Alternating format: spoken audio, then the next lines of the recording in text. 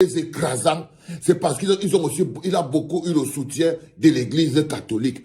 Paul Biya est la seule personne que l'Église catholique accompagne pour aller commettre des meurtres et des assassinats. C'est-à-dire que Paul Biya est le seul dirigeant au monde que l'Église catholique applaudit ses assassinats. L'Église catholique applaudit sa malgouvernance. L'Église catholique est fière de l'enfermement des prisonniers politiques. L'Église catholique est tellement fière que Paul Biya expulse les Camerounais pour les faire vivre en exil à l'étranger, que chaque fois que le pape de Rome a un petit instant, il faut qu'il vienne au Cameroun. C'est à croire que l'Église catholique déteste fondamentalement le peuple camerounais. C'est comme s'il y a justement un problème clair entre l'Église catholique et le peuple camerounais. Parce que pour que l'Église catholique se lègue autant contre le peuple camerounais, il y a quelque chose qui fait que l'Église catholique tire beaucoup de plaisir à voir Paul Biya écraser les Camerounais, à le soutenir dans son activité d'écrasage des Camerounais. Tous les papes ont un amour profond avec la dictature camerounaise. L'Église catholique se sent très à l'aise. Il a dit que non, il ne peut pas partir d'un pays où on ne respecte pas les droits de l'homme, où on ne respecte pas la dignité, où on ne respecte pas ceci. Donc quand je vois maintenant le Cameroun, que lui vient au Cameroun, alors qu'il a dit qu'il ne part pas aux États-Unis parce que les États-Unis ne respectent pas les droits de l'homme. Donc selon le pape Léon XIV, le Cameroun respecte les droits de l'homme plus que les États-Unis. Le Cameroun était la violence au Cameroun, la violence politique au Cameroun est moins forte qu'aux États-Unis. La démocratie du Cameroun est plus vivable que celle des États-Unis.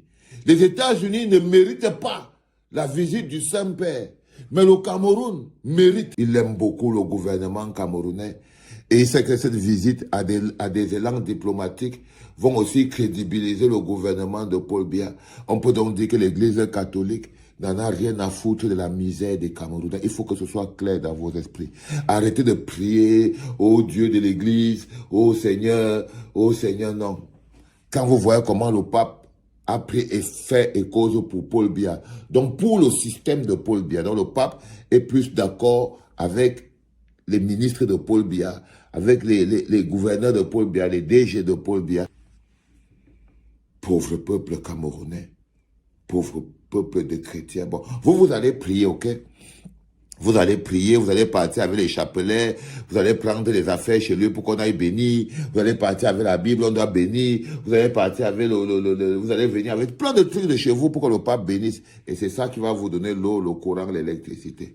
Ce sont les objets bénis, la Bible bénie, le chapelet béni, la chaîne bénie, l'eau bénie, tout ce que le pape va venir pour bénir là. C'est ça qui va se transformer en route, en pont, en hôpitaux et en églises. Donc, il y a des évêques mafieux qui sont là, qui font le travail et nous montrent une image d'une église catholique qui s'en fout de la souffrance de ces pauvres populations qui souffrent. Non, mais c'est qu'est-ce que ça veut dire dans la tête des Camerounais? Pour vous, comment interprétez-vous la visite du pape? Est-ce que la visite du pape peut être interprétée comme étant que le Cameroun est un état de droit? Si le Cameroun c'est un endroit béni, protégé par Dieu, est-ce que les Camerounais, eux, ils sont maudits? Parce que quand vous voyez la vie des Camerounais sans eau, sans électricité, au milieu des mouches et des moustiques, et tout ça, et toute cette poubelle, ce marasme, cette douleur, ce tribalisme, cette opposition qui existe entre les Camerounais, cette violence, tous les jours, il y a un féminicide au Cameroun. Tous les jours, il y a un féminicide au Cameroun. C'est-à-dire qu'on met les femmes à mort, on met les hommes, les enfants à mort, les couples se découpent à la machette, le Cameroun sent la mort et les fesses en longueur de journée. C'est-à-dire que, crise post-électorale, 60 personnes tombent à terre, meurent, tuées par l'armée et tout, patati patata. Le Cameroun, c'est un endroit où on a l'impression que le diable n'est plus caché. Il règne maintenant en maître. Et c'est en ce moment où on a le pape Léon XIV qui vient. Si ma mère était là, parce que ma mère c'est une femme de Bézimbe, Maria, elle allait me dire que peut-être c'est parce que il y a tellement l'enfer au Cameroun. Le diable est tellement installé au Cameroun que c'est même pour ça que le pape vient là. Ça veut dire que les États-Unis sont le paradis ou quoi? Vous vous rappelez encore qu'à la dernière fois que Paul Atangandji est parti au Vatican là-bas, il avait l'argent dans le paquet, non? Un gros paquet comme ça, il avait un gros colis qui était parti avec, c'est le cadeau de Paul Biya que Paul Biya donnait pour aller donner au pape Léon XIV. Et le pape Léon XIV venait d'être élu pape. Il avait pris son choco déjà. Il venait d'être élu pape, il avait déjà pris son choco. Il avait déjà pris son choco. Il aime beaucoup le gouvernement camerounais. Et il sait que cette visite à des élans diplomatiques vont aussi crédibiliser le gouvernement de Paul Biya. On peut donc dire que l'église catholique n'en a rien à foutre de la misère des Camerounais. Il faut que ce soit clair dans vos esprits. Arrêtez de prier au Dieu de l'église, au Seigneur, non. Pauvre peuple camerounais, pauvre peuple de chrétiens. Bon, vous allez prier, ok?